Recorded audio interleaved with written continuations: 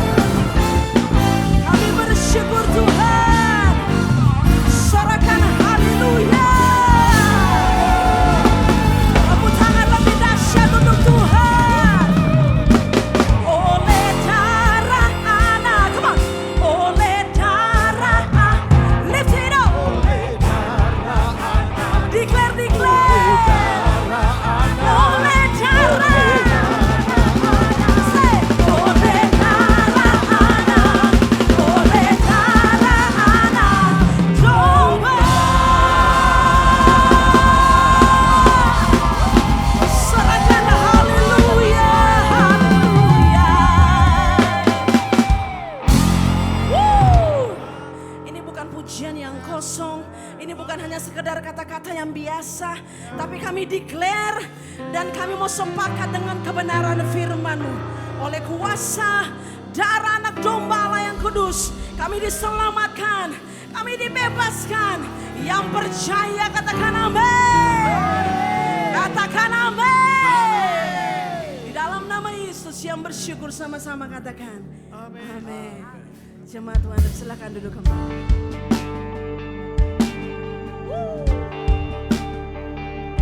Thank you, Jesus.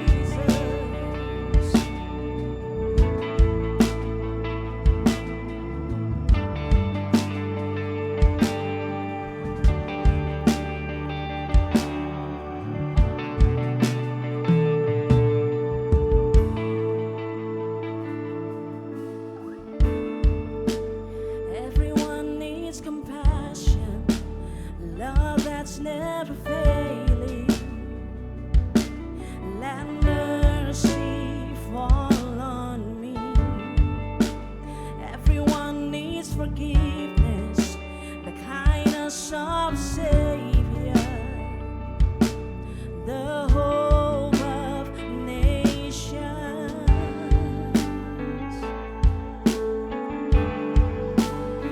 Sama-sama. Savior, He can move the mountains. My God is mighty to save.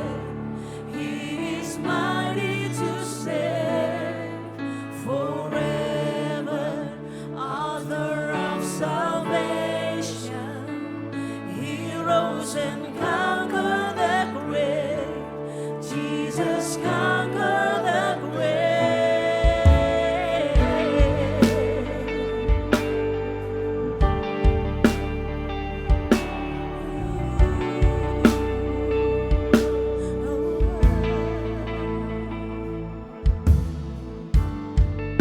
So take me as you find me, all my fears and failures. Feel my life again. I give my life to follow everything I believe in. Now I surrender.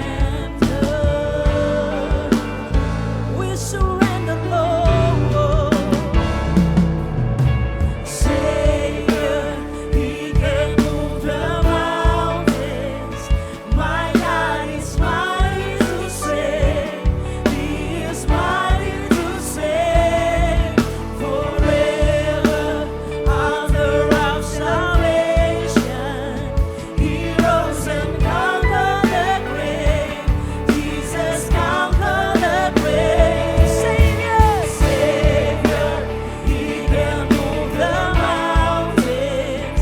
My God is mighty to save. He is mighty to save.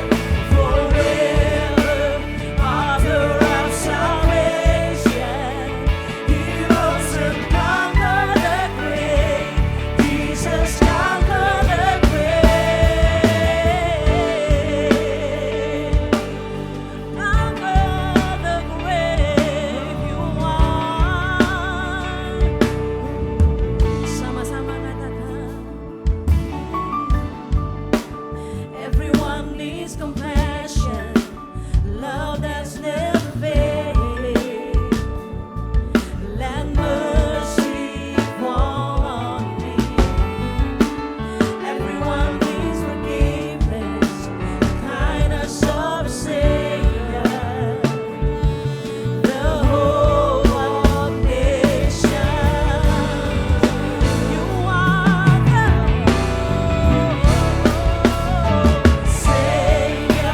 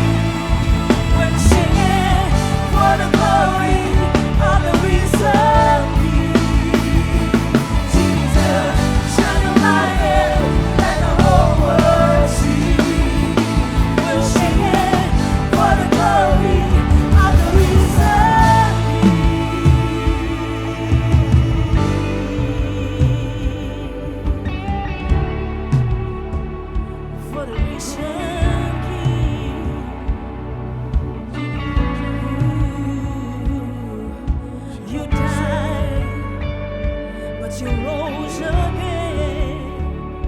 You live again. That's why we praise you, Lord. Mari angkat suaramu sembah Dia. Mari buka hatimu sembah Dia. Nyatakan terima kasihmu kepadanya, kekagumanmu kepadanya. Sebab Dia Allah yang layak, Dia Raja yang kekal, Dia Tuhan yang besar, Dia hidup, Dia kudus, Dia besar, Dia mulia. Engkau layak disembah, tiada yang lain. Seluruh bumi menyembahmu, segala yang bernapas menyembahmu. Kami diciptakan untuk menyembahmu. Terima kasih Tuhan, untuk hidup yang Kau beri, untuk nafas yang Kau beri, untuk kesempatan menikmati Engkau Tuhan.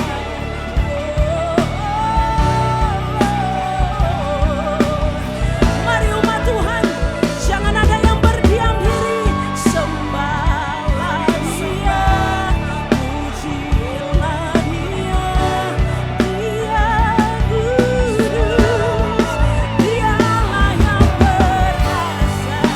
Sembah Dia, puji Dia, agungkan Dia.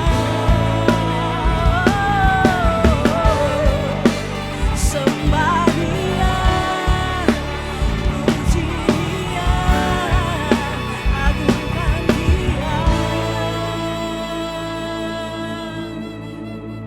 Sebab Dia hidup,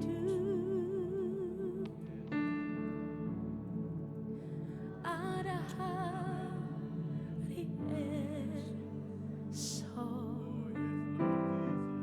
Sebab Dia hidup,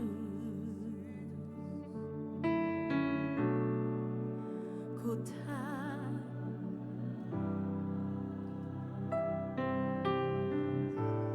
karena ku tahu Dia pegang. Yes, amin. Hidup jadi berarti sebab Dia hidup. Yang percaya, mari angkat kedua tanganmu. Sebab Dia hidup. Masih ada kesempatan, saudara.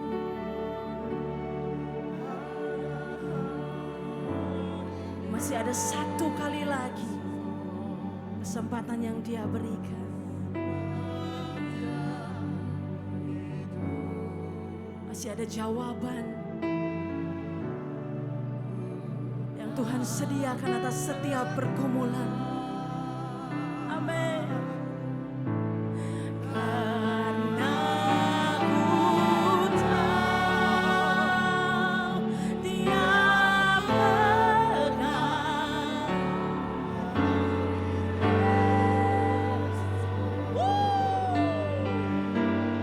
Hidup jadi berarti sebab Dia hidup. Yang percaya, mari katakan dengan iman. Sebab Dia hidup. Oleh bilur-bilurnya segala sakitmu telah sembuh di dalam nama Yesus. Sebab Dia hidup. Kami tak gentar untuk berjalan dalam dunia ini.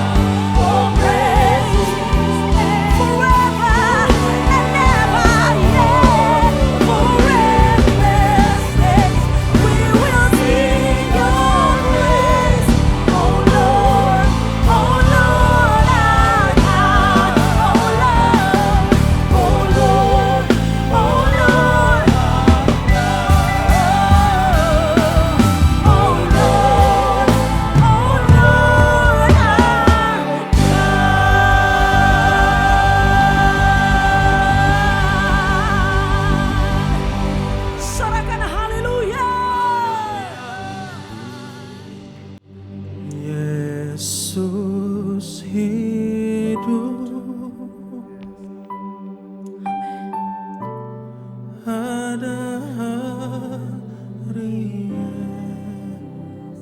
Katakan Yesus, Yesus hidup. Ku takkan karena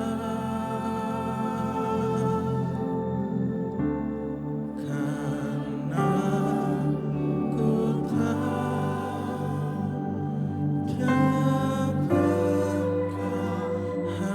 hari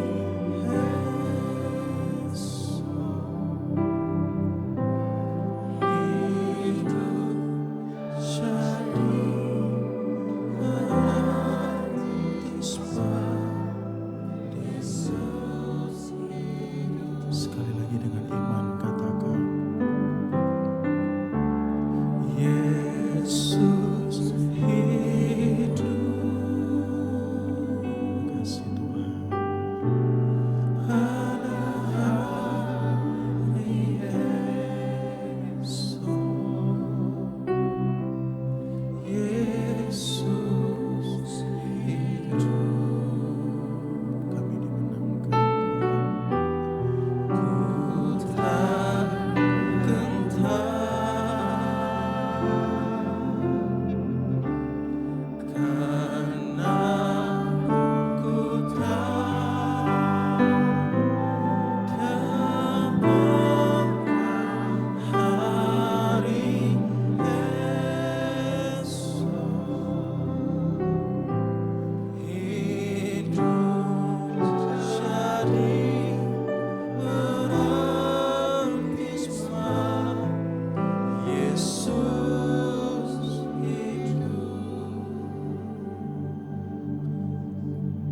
bersyukur buat kebangkitan-Mu.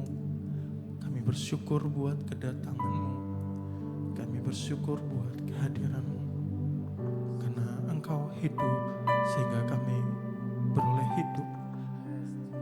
Karena Engkau hidup kami beroleh kemenangan. Karena Engkau hidup kami gak harus hidup dengan kecewa. Kami gak harus hidup dengan khawatir. Kami gak harus hidup dengan ketakutan.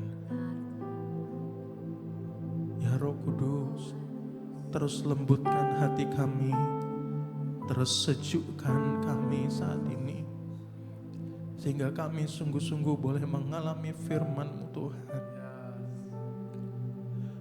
Terus datang dan baharui kami saat ini Tuhan. Terus jamah setiap kami saat ini ya Roh Kudus. Terus lawat kami saat ini ya Roh Kudus.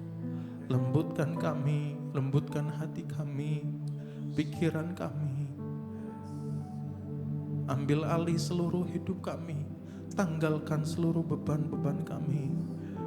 Semua yang mengikat kami, yang membuat kami terbelenggu dan gak bebas dengar firman Tuhan. Saat ini di dalam nama Tuhan Yesus hancur.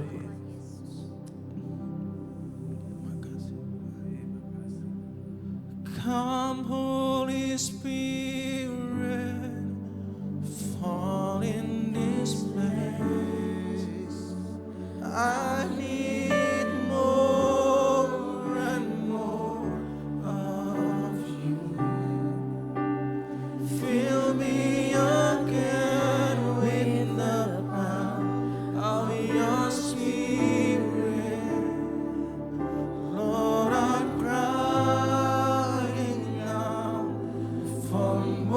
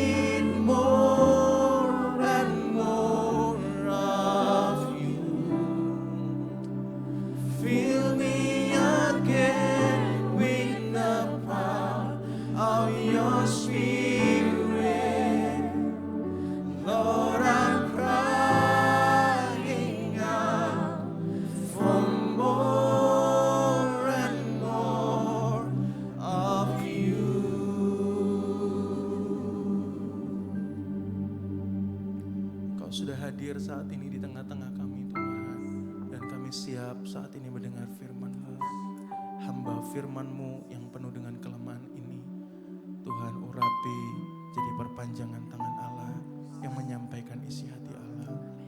Kami sambut kebenaran firman-Mu dalam keteduhan hadirat-Mu Tuhan. Dalam nama Yesus. Haleluya. Puji nama Tuhan. Amin. Beri kemuliaan bagi Tuhan Allah kita. Silakan duduk Bapak Ibu Saudara. Puji nama Tuhan. Thank you tim Praise and Worship sudah berkati kita dengan pujian penyembahan. Puji nama Tuhan. Shalom Bapak Ibu Saudara. Bersyukur buat anugerah Tuhan kita boleh berjumpa. Perkenalkan saya Krishna Rumendar. Thank you buat Pastor, setiap gembala, pastoral tim di tempat ini, pastoral Jenny, dan beserta dengan tim yang sudah memberikan kesempatan untuk boleh melayani. Saudara, saya percaya bahwa Tuhan itu mau memberkati kita dengan perkataan-perkataan yang datang dari lidah bibir Allah sendiri. Saya lemah untuk memperkatakan isi hati Allah. Tapi saya percaya dalam perkataan yang lemah ini, Tuhan mau bicara hal yang heran dan dahsyat. Oleh karena itu hal yang paling dibutuhkan ketika kita mendengar firman adalah hati yang terbuka untuk menerima setiap apa yang Tuhan perkatakan. Amin. Puji nama Tuhan. Tadi pagi pada jam 9 ibadah yang pertama kita sudah bahas bahwa Yesus datang untuk memulihkan. Dan ada 3 hal yang dipulihkan. Yang pertama adalah identitas, yang kedua adalah otoritas, yang ketiga adalah kuasa. Dan ini adalah tema selanjutnya. Nanti Bapak Ibu Saudara yang ikut ibadah kedua boleh lihat di YouTube apa yang Tuhan perkatakan di ibadah pertama. Begitupun juga yang ikut ibadah pertama nanti boleh lihat lagi ibadah yang kedua ya. Sama-sama kita buka di dalam Kisah Para Rasul 9 ayat yang pertama sampai dengan 22. Saya tidak menyediakan di slide, jadi Bapak Ibu Saudara boleh buka handphonenya masing-masing ataupun juga boleh dibantu di depan. Ya puji Tuhan, thank you. Saya akan bacakan ayat yang pertama, Bapak Ibu Saudara yang kedua dan begitu selanjutnya. Kisah Para Rasul 9 ayat yang pertama sampai dengan ke-22. Sementara itu berkobar-kobar hati Saulus untuk mengancam dan membunuh murid-murid Tuhan, ia menghadap imam besar.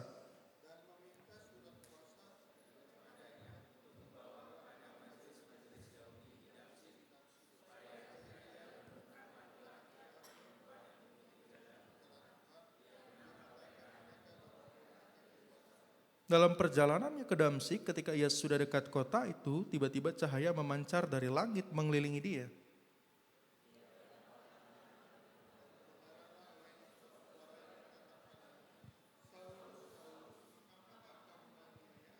Jawab Saulus, siapakah engkau Tuhan? Katanya, akulah Yesus yang kau aniaya itu.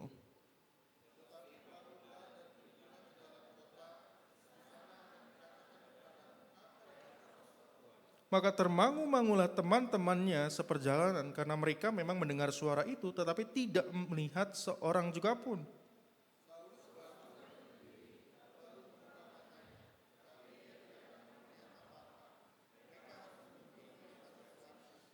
Tiga hari lamanya ia tidak dapat melihat dan 3 hari lamanya ia tidak makan dan minum.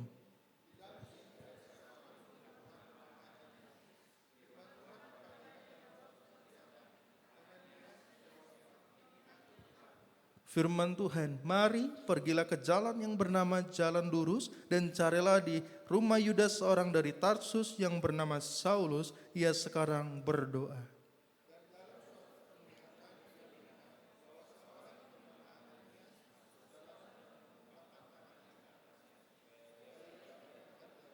Jawab Ananias, Tuhan, dari banyak orang telah kudengar tentang orang itu, betapa banyaknya kejahatan yang dilakukannya terhadap orang-orang kudus-Mu di Yerusalem.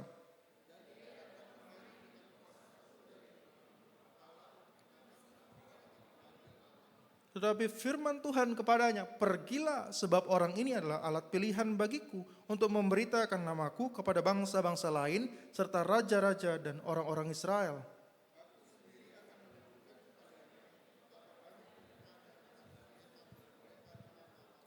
Lalu pergilah Ananias ke situ dan masuk ke rumah itu. Ia menumpangkan tangannya ke atas Saulus, katanya, Saulus, saudaraku, Tuhan Yesus yang telah menampakkan diri kepadamu di jalan yang engkau lalui, telah menyuruh aku kepadamu, supaya engkau dapat melihat lagi dan penuh dengan Roh Kudus.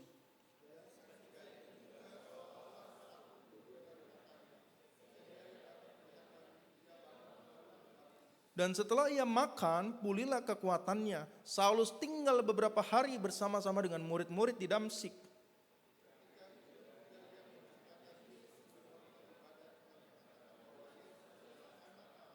Semua orang yang mendengar hal itu heran dan berkata, bukankah dia ini yang di Yerusalem mau membinasakan barang siapa yang memanggil nama Yesus ini? Dan bukankah ia datang ke sini dengan maksud untuk menangkap dan membawa mereka kepada imam-imam kepala? 1, 2, 3 sama-sama. Akan tetapi Saulus semakin besar pengaruhnya dan ia membingungkan orang-orang Yahudi yang tinggal di Damsyik karena ia membuktikan bahwa Yesus adalah Mesias. Puji nama Tuhan. Bapak Ibu Saudara, kedatangan Yesus pada ibadah yang pertama kita sudah banyak bahas bahwa kedatangan Yesus bukan hanya sekedar mau menyelamatkan dan menebus hidup Bapak Ibu Saudara, tetapi kedatangan Yesus adalah untuk juga memulihkan hidup saudara di dalam identitas, otoritas dan kuasa. Tapi nggak cukup sampai di sana. Kalau saudara cuma dipulihkan hidupnya, tapi saudara hidup bagi diri sendiri, maka saudara belum sungguh-sungguh mengalami Tuhan. Ada berapa banyak orang Kristen sudah dipulihkan hidupnya, diberkati hidupnya, tapi tidak mau pelayanan.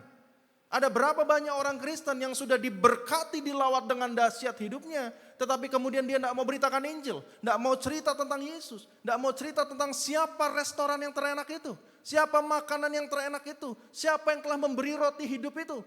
Tidak banyak orang Kristen yang mau mengatakan demikian, Bapak Ibu Saudara.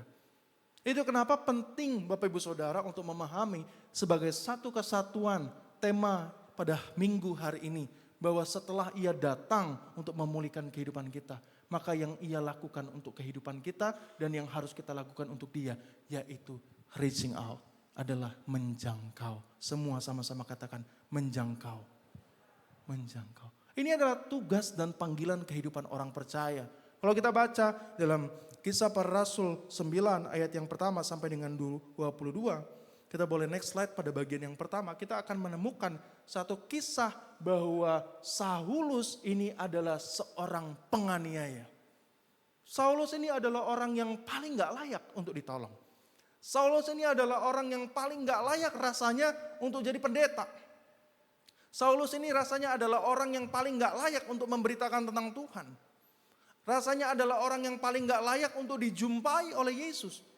Pada musim itu, pada masa itu saya yakin dan percaya ada orang-orang yang hidupnya lebih baik daripada Saulus. Tetapi yang terjadi bahwa Saulus ini adalah seorang penganiaya. Bahkan dalam kebenaran firman Tuhan dia dinyatakan di dalam bahasa aslinya adalah epneo apelis kaipono, yang artinya adalah bernafas dengan ancaman dan pembunuhan. Dia itu nafas hidupnya hanya untuk membunuh orang Kristen. Keinginan hidupnya hanya untuk membunuh orang Kristen. Kalau ada satu tujuan dan cita-cita yang terus menerus ia ingin gapai dalam hidupnya, hanya satu, membunuh orang Kristen, membunuh pengikut Kristus. Ini yang dia lakukan selama hidupnya, Saulus ini. Dia adalah orang yang terkemuka di kalangan orang Yahudi, dia kaum Sanhedrin. Dia adalah orang yang masuk dengan sekolah ternama, dia murid Gamaliel. Ini adalah salah satu guru yang hebat pada zaman itu. Dia murid dari Gamaliel. Dia sangat ngelotok, ngerti sekali hukum Taurat. Sangat menurut pengertian dia. Dan saudara, oleh karena segala embel-embel yang dia punya itu, dia menganggap diri punya kuasa untuk kemudian menumpas kekristenan. Karena kekristenan dan pengikut Kristus pada saat itu dianggap sebagai pelecehan terhadap hukum Taurat. Terhadap hukum Taurat. Orang yang belajar hukum Taurat tapi tidak ngerti hukum Taurat. Yang belajar dari guru paling ternama Gamaliel pada saat itu tapi tidak ngerti hukum Taurat. Yang sekolah di salah satu sekolah terbaik, ada 2 sekolah hukum Taurat terbaik pada saat itu. Dia masuk dalam satu sekolahnya dan dia juga tidak mengerti apa yang Tuhan maksud dengan hukum Taurat. Bapak Ibu Saudara dalam Tuhan, bahwa Saulus ini adalah orang yang sangat kejam dalam hidupnya, sangat kejam. Dia membunuh, menumpas. Bahkan ketika ia hendak berangkat ke Damsyik, dia juga hendak menumpas orang-orang yang ada di Damsyik. Dia hendak menumpas orang-orang Kristen, orang-orang percaya yang ada di sana. Ini Paulus. Ini Saulus yang hidupnya penuh dengan kekejian, hidupnya penuh dengan kedendaman, hidupnya penuh dengan kekerasan, hidupnya penuh dengan satu nafsu keinginan untuk membunuh. Tidak pernah ditemukan catatan bahwa dia membunuh secara langsung, tetapi dia adalah otak daripada setiap pembunuhan yang ada. Dia otaknya, dia ini orang yang sangat terpelajar, dia ini ahli perang, kalau bisa dibilang. Dia ini adalah otak dari setiap pembunuhan yang ada pada saat itu terhadap orang-orang Kristen. Ini yang terjadi pada saat itu. Tapi ternyata Bapak Ibu Saudara, bahwa orang yang paling gak layak ini kita lihat, yang sudah merugikan gereja, merugikan Tuhan, sudah merugikan umat Tuhan, tapi ternyata adalah orang yang Tuhan mau pulihkan. Siapa di sini yang berani menyangka dirinya lebih baik daripada Saulus? Siapa yang berani? Mungkin Bapak Ibu Saudara di sini tidak pernah bunuh orang seperti Saulus. Mungkin Bapak Ibu Saudara tidak pernah merencanakan hal yang buruk buat orang lain seperti Saulus. Mungkin Bapak Ibu Saudara tidak pernah merencanakan hal yang jahat buat gereja Tuhan. Tetapi tetap di dalam kekudusan Tuhan, satu kesalahan pun tidak dapat ditolerir. Bapak Ibu Saudara, kalau kita diperhadapkan dengan orang yang seperti ini dalam kehidupan kita. Loh, kok tiba-tiba dia yang berdiri di depan sana di atas mimbar dan berkhotbah? Ini adalah satu keadaan yang terjadi pada saat itu. Ternyata bahwa Tuhan itu tidak pernah melihat keberadaan hidup kita di masa yang lalu. Karena Tuhan selalu melihat kehidupan kita di masa yang akan datang. Seberapa hancur, seberapa bobrok, seberapa bersalahnya, seberapa kecewanya kehidupan kita. Seberapa hancur dan luluh lantahnya kehidupan kita di masa lalu. Tidak pernah menghalangi panggilan Tuhan tergenapi dalam kehidupan kita. Ada banyak orang kemudian tidak mau melayani Tuhan dengan satu alasan bahwa saya terlalu kotor di hadapan Tuhan. Saya tidak layak untuk melayani Tuhan. Saya tidak bisa, saya tidak mampu melayani Tuhan. Saulus adalah seorang yang melampaui segala pelanggaran kalau saya bisa bilang yang kita dapat lakukan di tempat ini. Saya yakin dan percaya Bapak Ibu Saudara tidak ada yang sekejam Saulus. Ya, saya pernah berjumpa dengan orang yang sangat kejam sekali, tapi dengan apa yang digambarkan dalam Alkitab bahwa nafasnya adalah nafas dendam, nafas untuk membunuh. Rasanya saya kalau membayangkan tidak pernah ketemu dengan orang yang ketika kita berjumpa dengan dia, kita sudah merasakan bahwa ini orang pasti membunuh. Pasti orang ini mau membunuh, pasti orang ini keras, penuh dengan dendam. Selama hidup rasanya saya tidak pernah ketemu dan berjumpa dengan orang yang demikian. Meskipun saya berjumpa dengan orang yang kejam dan lain sebagainya. Tetapi Allah itu penuh kasih.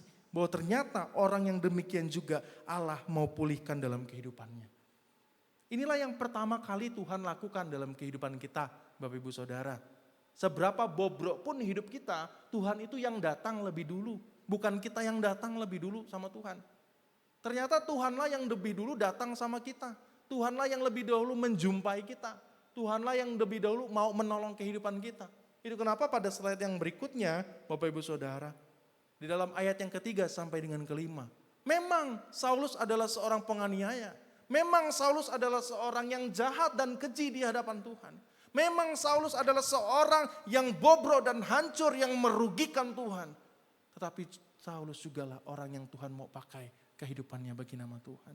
Memang saya dan saudara di tempat ini adalah orang-orang yang berdosa. Memang saya dan saudara adalah orang-orang yang bobrok dan hancur hidupnya. Tetapi saudara, saya dan saudara di tempat ini juga adalah orang-orang yang mau Tuhan pulihkan dan pakai kehidupannya. Amin. Saulus ini loh, seorang penganiaya ini. Kemudian Tuhan jumpai. Tuhan jumpai. Di situ memakai kata perilampo.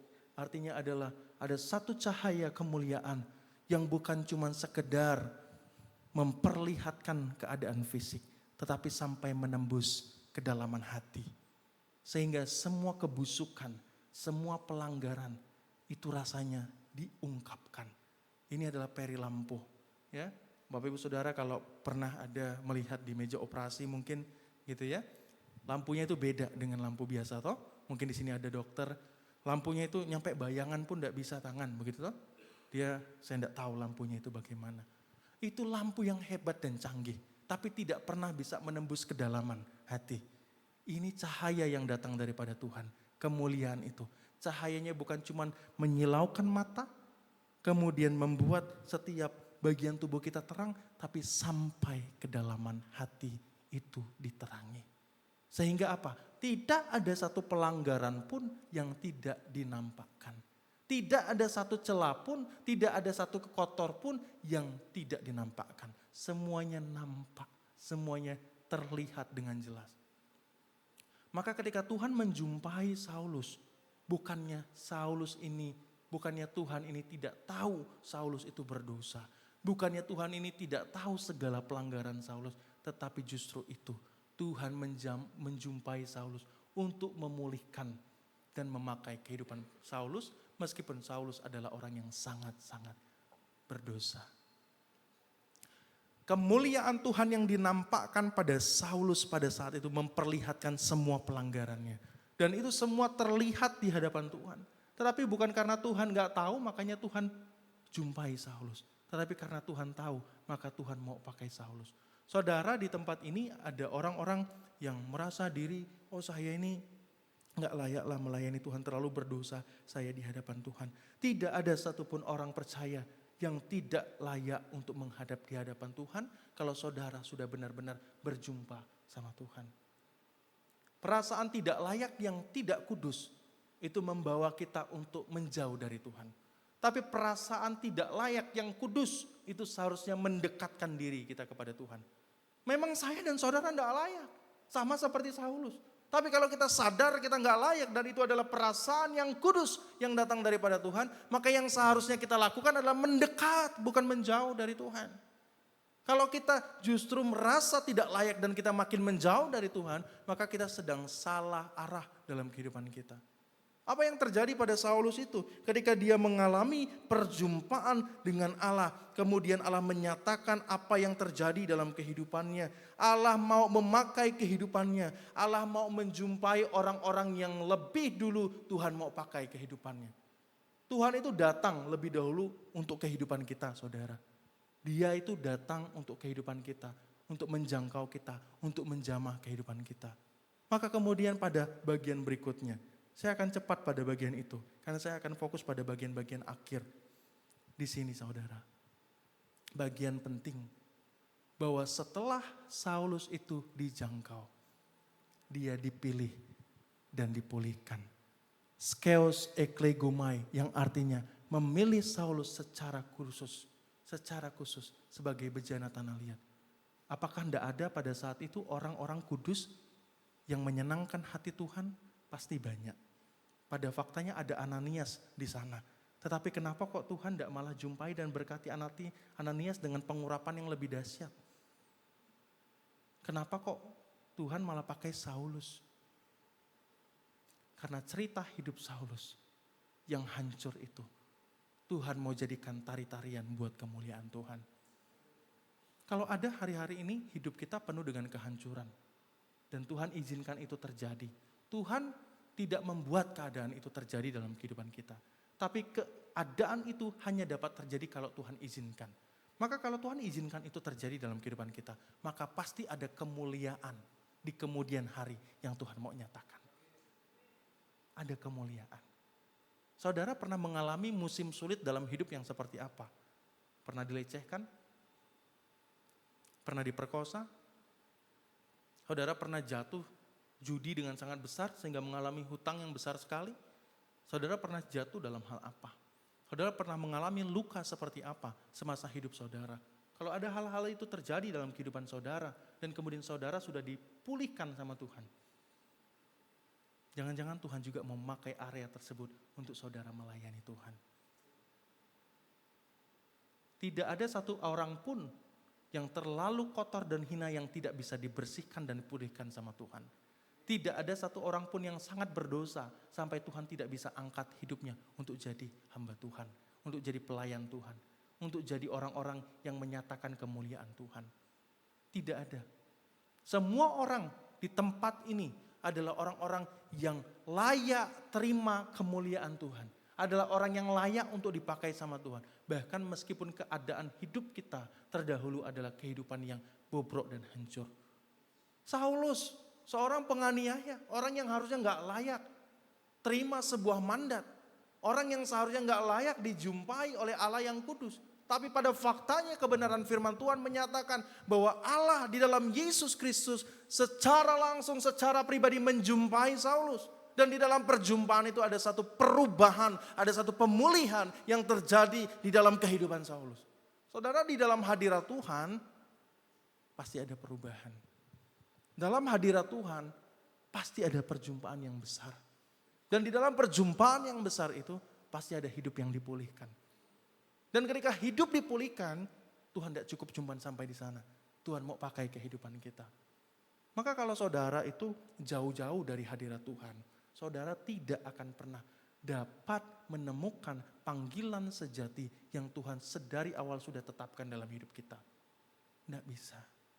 Orang itu harus dekat-dekat dengan hadirat Tuhan. Saudara itu harus dekat-dekat dengan hadirat Tuhan.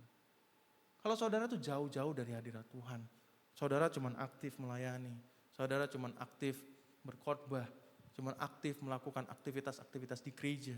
Tapi saudara jauh dari hadirat Tuhan. Tidak ada mezbah-mezbah doa. Tidak ada perjumpaan-perjumpaan yang diperbaharui setiap hari.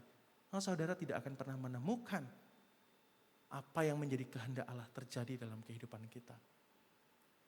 Saudara harus dekat-dekat dalam hadirat Tuhan. Saudara itu harus melihat hadirat Tuhan itu sebagai satu keinginan hasrat, menjadi keinginan yang paling saudara ingini dalam kehidupan. Saudara nyanyi lagu, 1 hari di pelataran Tuhan, seperti 1000 hari di tempat yang lain. Pelataran itu apa?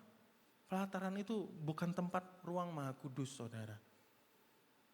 Lebih baik 1 hari di pelataranmu daripada 1000 hari di tempat yang lain. Pelataran itu adalah tempat yang kotor. Itu tempat naruh korban. Itu pelataran itu tempat naruh korban, saudara. Pelataran itu bukannya ini, bukan.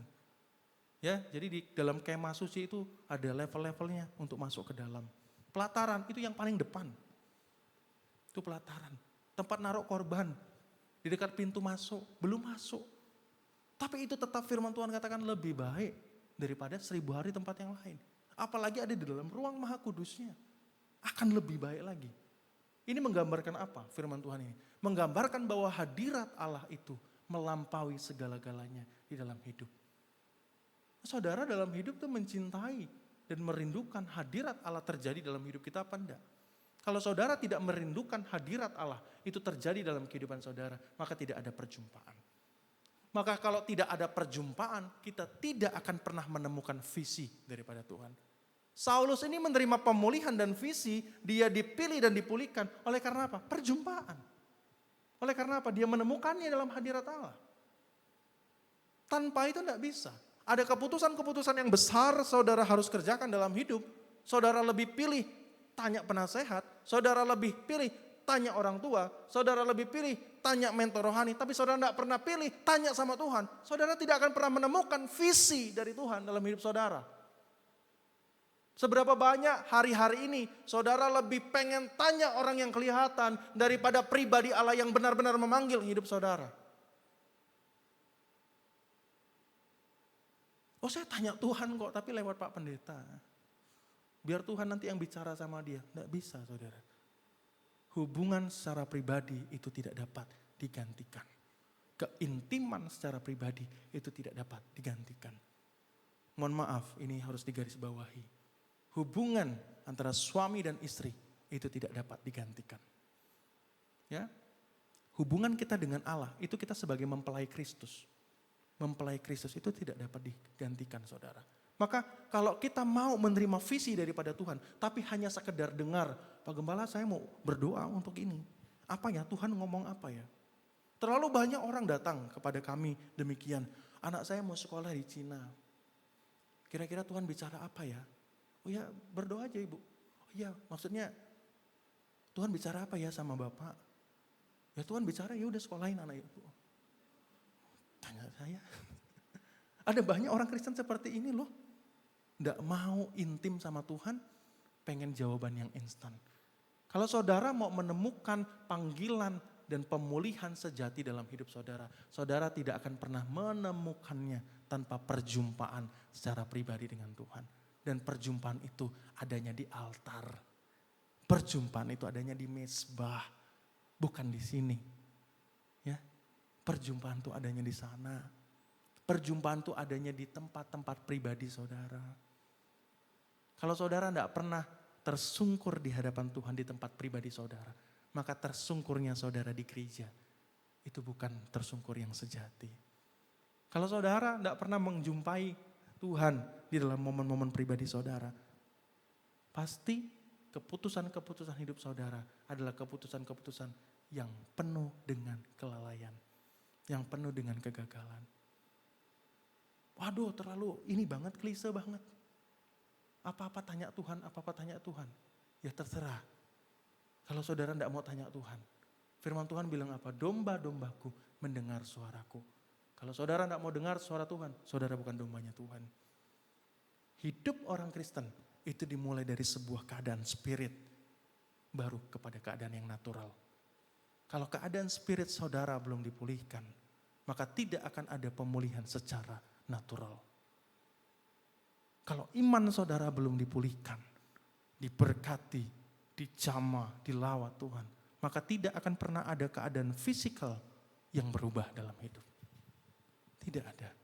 Saudara harus dimenangkan terlebih dahulu di dalam keadaan iman saudara, dalam keadaan rohani saudara, sehingga keadaan fisik hidup saudara itu diberkati.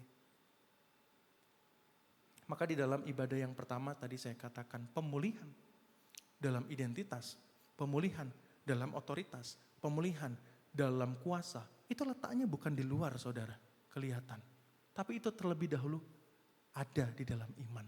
Salah satu teolog terkemuka, dia berkata begini bahwa iman dan keberadaan pertobatan adalah satu kondisi yang harus disadari.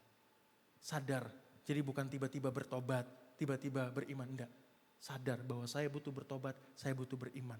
Demikian juga dengan keadaan yang saya sebutkan tadi. Saudara, kalau saudara di dalam kehidupan tidak sadar bahwa saudara itu membutuhkan Tuhan, maka saudara tidak akan pernah merindukan perjumpaan dengan Tuhan. Banyak orang sadar itu kenapa? Ketika keadaan sulit. Kalau keadaan hidup saudara sudah sulit, baru saudara sadar bahwa saudara butuh sesuatu yang melampaui kekuatan saudara. Kenapa enggak dari awal saudara sadar bahwa saudara enggak mampu? Kalau saudara sudah dari awal sadar hidup saudara enggak mampu, maka Tuhan dari awal sudah campur tangan. Kenapa sudah gagal, kenapa sudah salah, kenapa ketika sudah hancur, baru saudara sadar. Inilah yang disebut dengan tipuan iblis. Ini yang banyak terjadi dalam kehidupan orang percaya. Bahwa dia ditipu habis-habisan dengan iblis.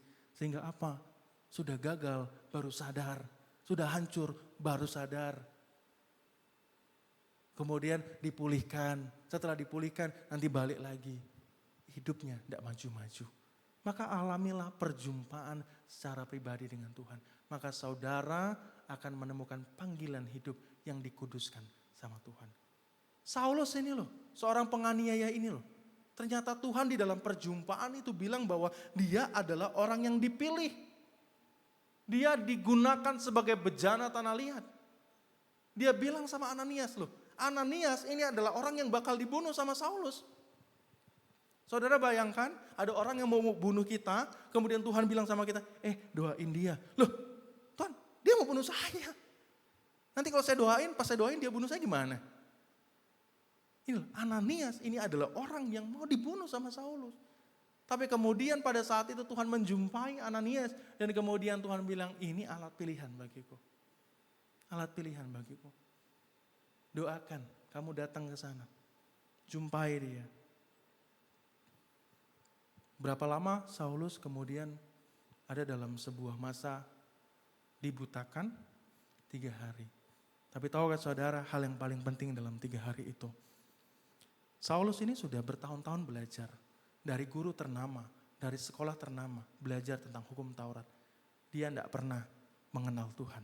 Terbukti dengan semua pengetahuannya, dia justru hendak menghabisi orang-orang yang mengikut Tuhan.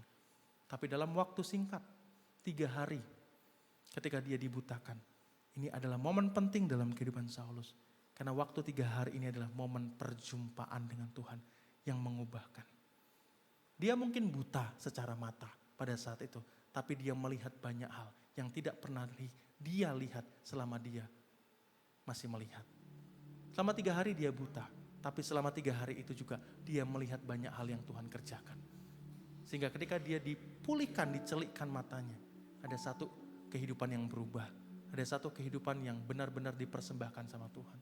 Pada bagian terakhir Bapak Ibu Saudara, hal itu dibuktikan bahwa ketika dia telah dipulihkan sama Ananias, yang terjadi adalah kehidupannya signifikan. Dia dipakai, diutus untuk menjangkau. Di situ memakai kata memberitakan, keruso. Artinya adalah memproklamasikan dengan keras sebuah berita kerajaan. Dia gak takut-takut. Gak takut-takut bilang, Tuhan Yesus tuh baik tau? Enggak. Dia gak takut-takut bilang. Dia gak bisik-bisik sama orang, kamu percaya Yesus aja, Tuhan Yesus baik. Enggak. Dia gak bisik-bisik. Keruso. Dia mendemonstrasikan. Dia memproklamasikan. Hai bertobatlah, Tuhan Yesus itu mati buat kita. Dia bangkit buat kita. Dia naik buat kita. Yesus Kristus yang saya bunuh dulu adalah pribadi yang menyelamatkan kita semua. Itu adalah kira-kira yang dia sampaikan pada saat itu. Berita yang sama. Dia memberitakan tentang Tuhan Yesus. Itu kenapa semua orang pada saat itu kaget. Dia ini pembunuh. Loh kan dia yang mau bunuh orang Kristen. Kok sekarang dia malah menyatakan Yesus? Tidak ada kegentaran lagi untuk menyatakan tentang Tuhan. Tidak ada ketakutan lagi. Bapak Ibu Saudara, cerita tentang Saulus adalah satu keadaan yang dipulihkan sama Tuhan. Dari satu keadaan yang bobrok dan dipulihkan sama Tuhan. Tapi kehidupan kita tidak pernah selesai hanya sampai di pemulihan. Kalau kita cuma dipulihkan tapi hidup bagi diri sendiri, kita belum mengenal siapa Tuhan. Pemulihan selalu membawa kepada tahap selanjutnya, yaitu pemilihan. Dan ketika kita dipilih artinya kita dipanggil untuk diutus sama Tuhan. Kita tidak pernah selesai sampai dengan hidup yang dipulihkan. Tuhan mau hidup kita berdampak. Tuhan mau hidup kita memberitakan tentang Tuhan. Tuhan mau setiap kita dipakai untuk jadi saksi Kristus dimanapun kita berada. Bukan dengan bisik-bisik, malu-malu, takut-takut. Bukan, tapi dengan yakin teguh. Saudara adalah anak Allah yang menerima otoritas, yang kuasanya dipulihkan. Maka nyatakanlah Kristus melalui hidup saudara. Bukan cuma sekedar, saya kan hidup baik Pak. Hidup baik sudah menyatakan Kristus. No, gak cukup. Tuhan suruh keruso, memproklamasikan, nyatakan seberapa banyak hidup orang lain yang sudah mendengar kabar baik melalui hidup Bapak Ibu Saudara. Kedatangan Tuhan Yesus bukan hanya sekedar untuk hidup saudara. Kedatangan Yesus untuk hidup orang lain juga. Kalau saudara melihat ada orang yang hendak jatuh dari jurang dan kemudian saudara gak teriak untuk menyelamatkannya, saudara adalah orang yang jahat. Kalau ada orang yang sudah di tepi jurang, dia mau jatuh, dia mau hancur, dan kemudian saudara gak teriak, hey, ada penolongmu namanya Yesus Kristus, dia sudah mati, engkau gak harus bunuh diri. Kalau saudara gak perkatakan begitu dan saudara hanya melihatnya, kemudian membiarkan dia, cuman doain dia, saudara adalah orang-orang yang jahat, yang gak ngerti apa panggilan Tuhan. Seberapa banyak orang-orang sudah dengar kabar baik melalui kehidupan kita. Seberapa banyak orang sudah dengar Yesus Kristus itu menolong kehidupan. Seberapa banyak saudara. Saudara gak perlu langsung datang sama orang, percaya sama Tuhan Yesus ya. Percaya sama Tuhan Yesus, enggak saudara. Dengan hal-hal yang sederhana, bagaimana saudara ditolong sama Tuhan. Bagaimana Tuhan sudah menjumpai hidup saudara. Tuhan bisa pakai dengan cara yang demikian. Setiap kita bukan cuma mau dipulihkan, tapi Tuhan panggil bagi rencana Allah yang besar. Rencana Allah dalam kehidupan kita itu besar. Saudara dipercayakan lahan untuk usaha, untuk bisnis, untuk pelayanan. Bukan untuk memperkaya diri, tapi untuk Tuhan. Saudara dipercayakan sebuah bisnis sama Tuhan. Bukan supaya saudara kaya di sana, tapi supaya di sana banyak orang kenal Kristus melalui hidup saudara. Saudara dipercayakan sekolah, mungkin saudara jadi kepala sekolahnya atau guru. Bukan supaya saudara cari uang di sana, tapi supaya banyak anak-anak yang dengar tentang Yesus di sana melalui hidup saudara. Saudara dipercayakan dalam satu keluarga yang masih dipenuhi dengan kebudayaan. Bukan supaya saudara di sana hanya sebagai anak yang memperlihatkan siapa Yesus, bukan. Tapi supaya saudara keruso memproklamasikan siapa Yesus yang sudah mati buat mereka. Kalau saudara takut untuk memberitakan Tuhan Yesus, maka kedatangan Tuhan Yesus belum sungguh-sungguh saudara alami. Pemulihan yang sejati pasti membawa hidup melangkah untuk Tuhan.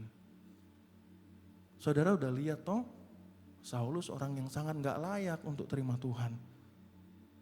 Hati yang sama, apakah kita miliki untuk orang lain? Ketika saya dulu kuliah, saudara, saya minta waktu sebentar ya. Ketika saya dulu kuliah, saudara, saya setiap hari Jumat selalu ambil gitar, kemudian saya keliling daerah perumahan. Saya selalu menjumpai orang-orang yang sakit kusta di pinggir jalan. Di daerah kami di sana Karawaci, kalau masuk ke dalamnya daerah Binongnya, desanya, itu banyak orang sakit kusta di pinggir-pinggir jalan. Setiap hari Jumat, saya tuh ambil gitar, kemudian saya memuji Tuhan, kemudian saya jumpai. Tidak banyak orang yang tahu saya melakukan ini, hanya pacar saya yang sekarang menjadi istri saya yang tahu saya sering melakukan ini. Saya doakan orang-orang yang sakit kusta. Pada saat itu saya ceritakan tentang Tuhan Yesus, bagaimana Tuhan Yesus sudah mati buat mereka, bagaimana Tuhan Yesus sudah bangkit bagi mereka dan lain sebagainya. Sekarang saya nggak lakukan itu lagi, tapi ada area pelayanan yang baru yang Tuhan percayakan untuk saya menyatakan Yesus. Tidak pernah ada alasan-alasan untuk kita tidak menyatakan Yesus. Kalau saudara tidak menyatakan Yesus, saudara bilang bahwa ini terlalu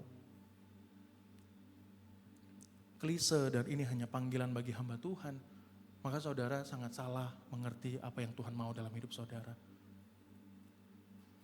Anak-anak muda di gereja kami didik untuk menyatakan tentang Yesus. Mereka tidak bisa cerita tentang Tuhan Yesus, tapi hal sederhana yang mereka lakukan.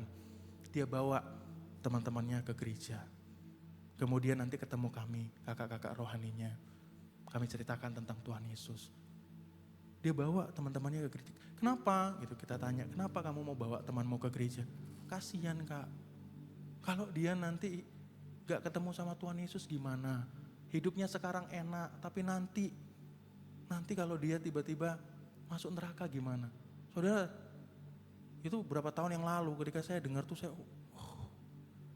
anak sekecil ini punya belas kasihan buat jiwa-jiwa yang besar sekali. Anak sekecil ini punya belas kasihan untuk ngajak temennya. Kita yang dewasa seringkali sudah merasa bahwa memberitakan tentang Tuhan itu adalah satu hal yang semu. Udahlah biar agamamu, agamaku.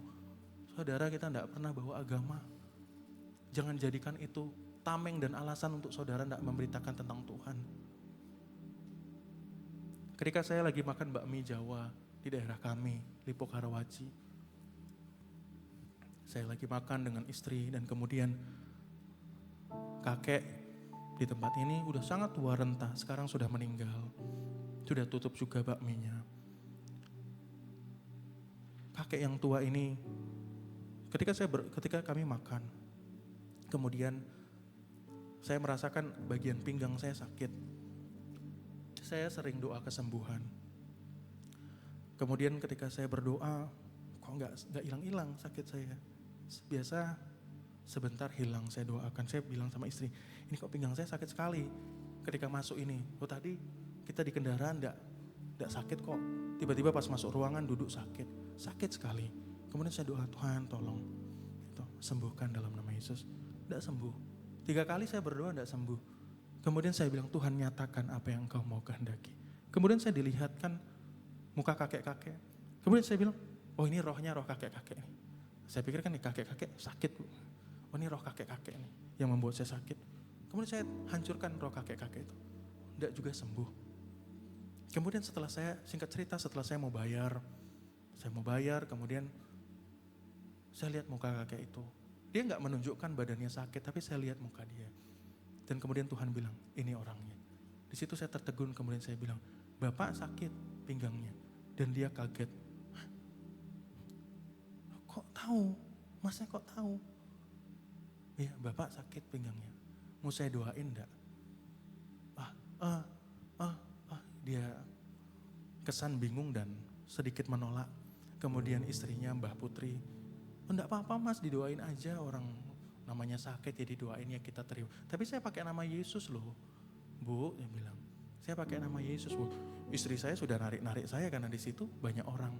Istri saya takut kalau nanti tiba-tiba saya dipersekusi pada saat itu. Tapi kemudian, enggak apa-apa saya doain ya. Saya doakan pada saat itu. Saudara, hal-hal sederhana dalam hidup untuk menyatakan Yesus Kristus. Kalau hidup saudara sudah dipulihkan, tapi saudara tidak pergi memberitakan Injil, maka kedatangan Yesus hanya menjadi sia-sia buat hidup saudara. Amin. Sama-sama kita bangkit berdiri. Ku telah mati. Ku telah mati dan tinggalkan cara hidupku yang lama. Amin. Semuanya sia-sia dan tak berarti lagi. Kami persembahkan Tuhan. Hidup ini Kami persembahkan dalam tangan-Mu. letakkan Kami bejana tanah liat yang dipilih sama Tuhan.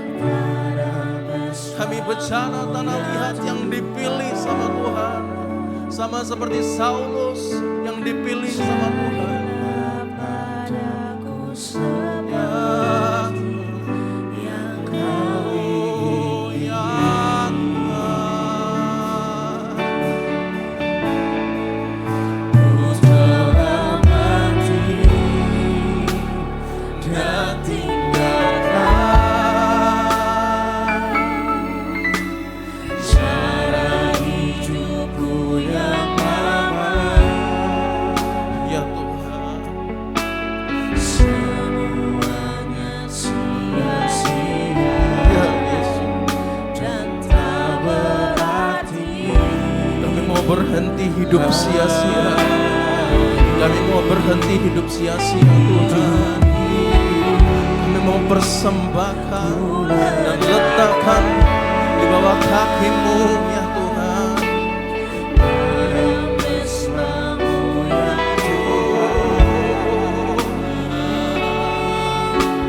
jadilah padaku seperti yang kau Lebih sungguh katakan,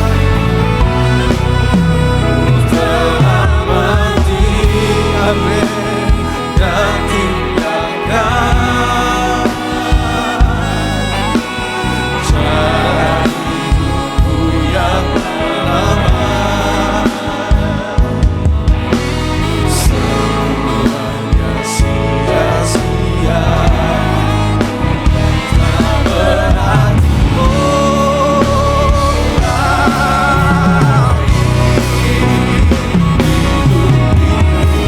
Kami letakkan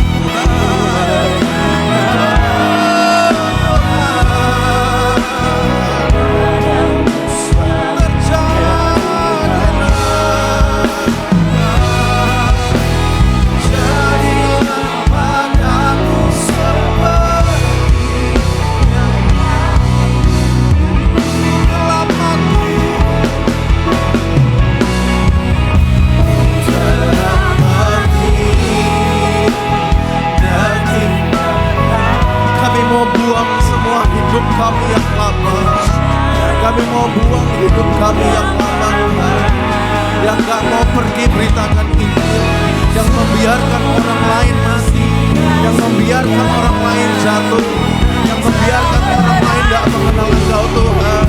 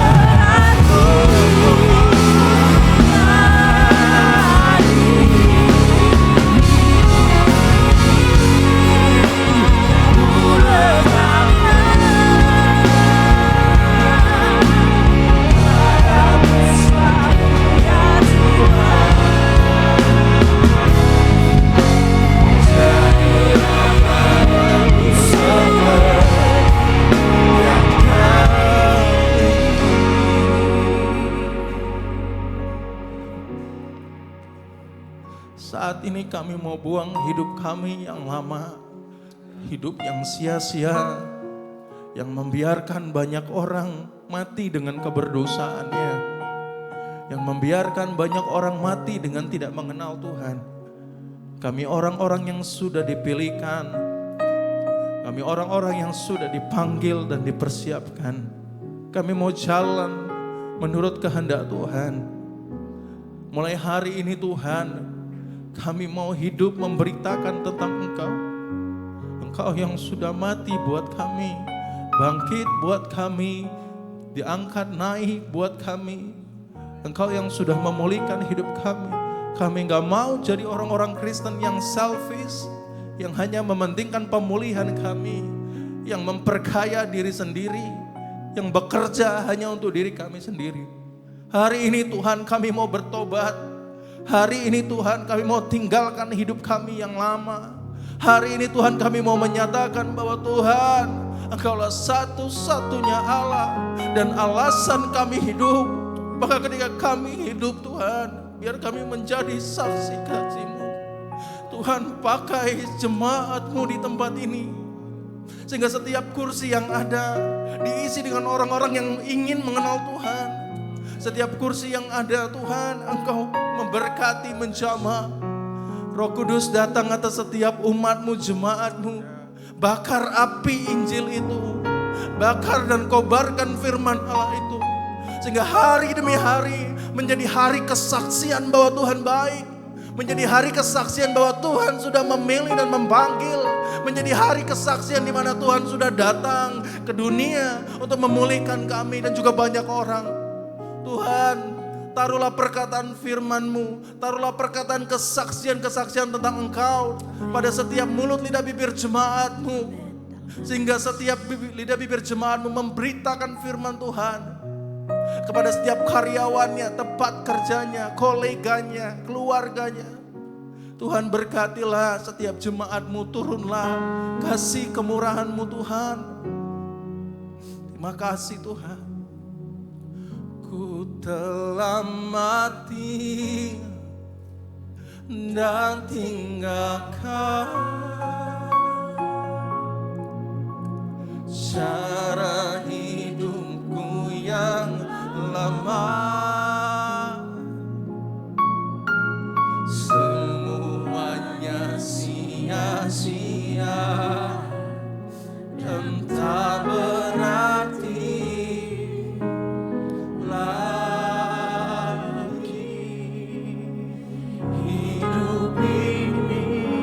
persembahkan dalam tangan pada mesbah.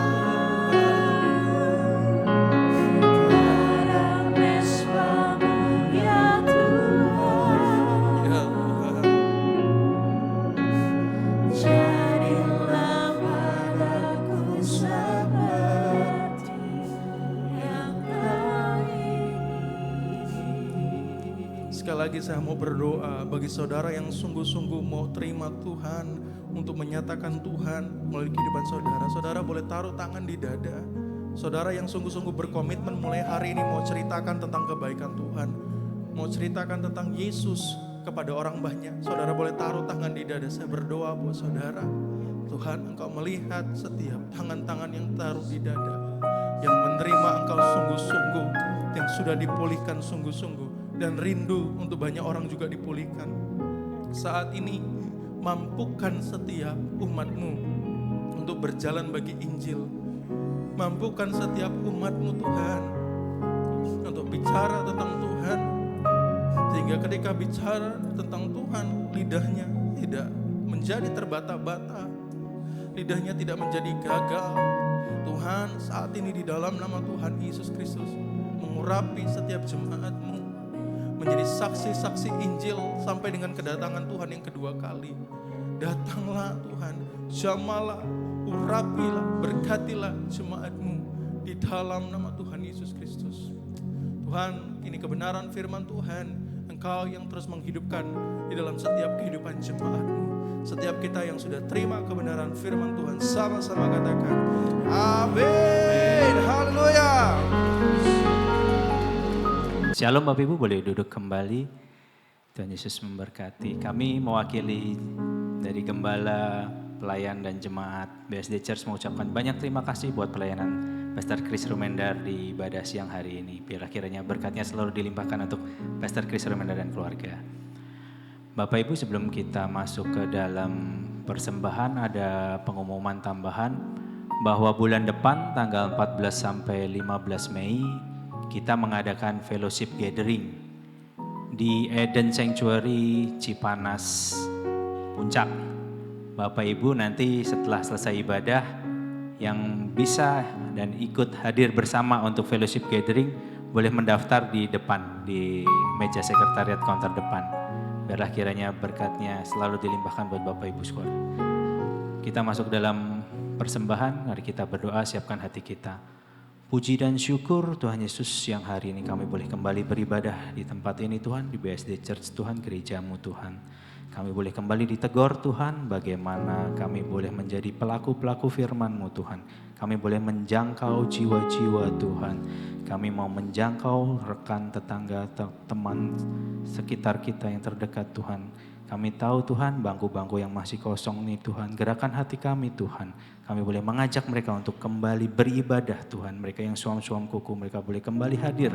Mereka boleh merasakan hadirat-Mu Tuhan, beribadah di tempat ini Tuhan. Ajar kami Tuhan untuk kami boleh menjadi pelaku-pelaku firman-Mu Tuhan.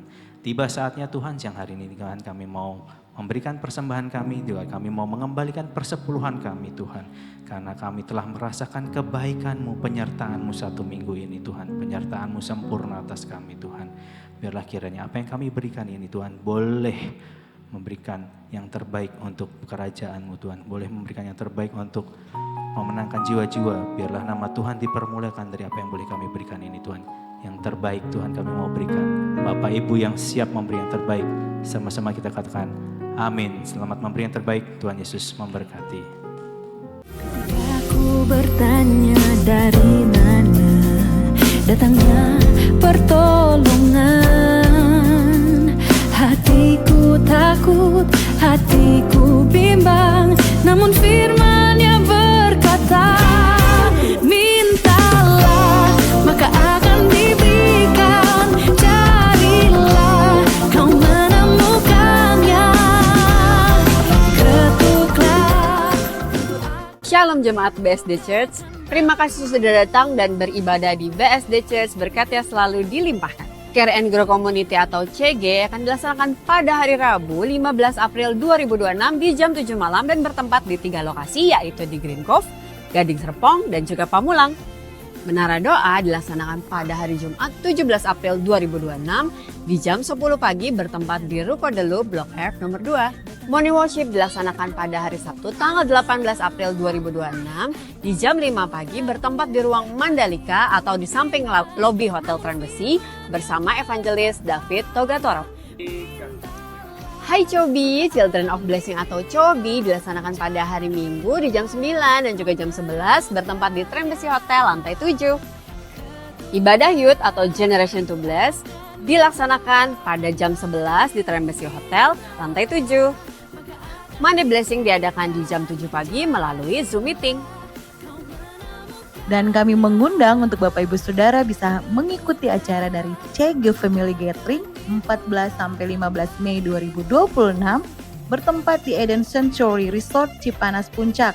Untuk biaya pendaftaran 410.000 per orang, sudah termasuk dengan penginapan, makan selama 3 kali, breakfast, lunch, dan dinner, berserta juga coffee break. Dan kita akan ada acara worship bersama, fellowship bersama, kita akan fun games bersama, dan api unggun. Untuk informasi pendaftaran bisa ke konter depan atau bisa menghubungi Bapak Ronson dan Ibu Melinda dengan nomor telepon yang sudah tertera di layar. Untuk akhir pendaftaran di tanggal 1 Mei 2026. Ayo Bapak Ibu, jangan lupa untuk daftar. Kami ingin mengundang Bapak Ibu serta saudara-saudari untuk bisa hadir kembali ke dalam ibadah raya yang akan dilaksanakan pada hari Minggu 19 April 2026 bersama Pastor Sylvia Kowi di jam 9 dan juga jam 11 bertempat di Auditorium Gunung Salak, Trembesi Hotel lantai 6 BSD. Demikian news hari ini. Jangan lupa untuk follow IG, TikTok, dan juga subscribe YouTube channel BSD Church. Berkatnya selalu dilimpahkan. Shalom Bapak Ibu Saudara, Bapak Ibu Saudara diberkati siang hari ini. Baik bagi Bapak Ibu Saudara yang baru pertama kali hadir, jika Bapak Ibu Saudara merasa diberkati dengan ibadah di tempat ini, kami mengundang Bapak Ibu Saudara bisa hadir dalam ibadah-ibadah yang akan datang setiap pukul 9 dan pukul 11 di tempat ini. Baik, saya undang kita bagi berdiri, kita akan berdoa untuk kita boleh menerima berkat daripada Tuhan. Mari kita tundukkan kepala, kita berdoa. Terpujilah nama-Mu Tuhan, kami mengucap syukur Tuhan pada siang hari ini Tuhan sudah menyertai kami sepanjang ibadah ini berlangsung.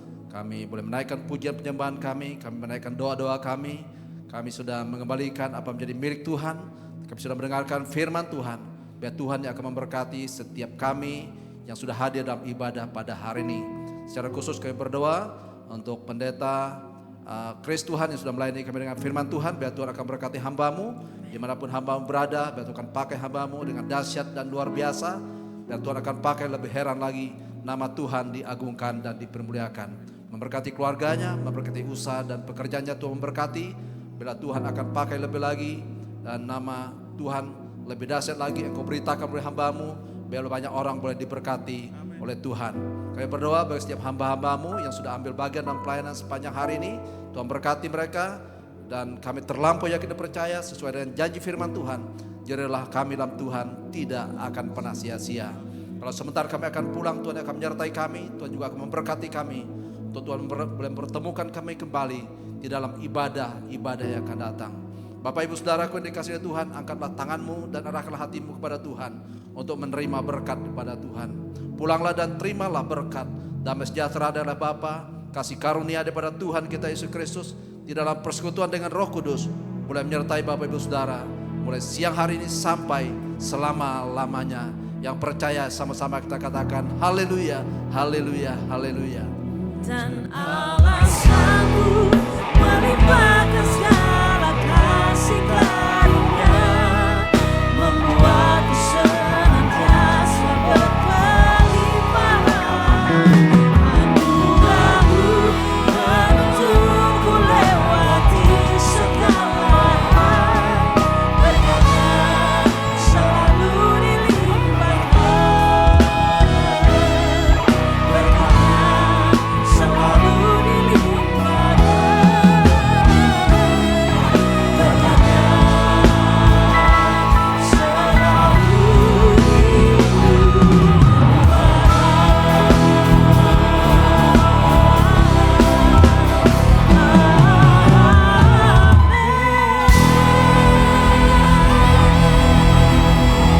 Nanti santai, Tuhan Yesus memberkati. Aku bertanya dari mana datangnya pertolongan. Hatiku takut, hatiku bimbang, namun firman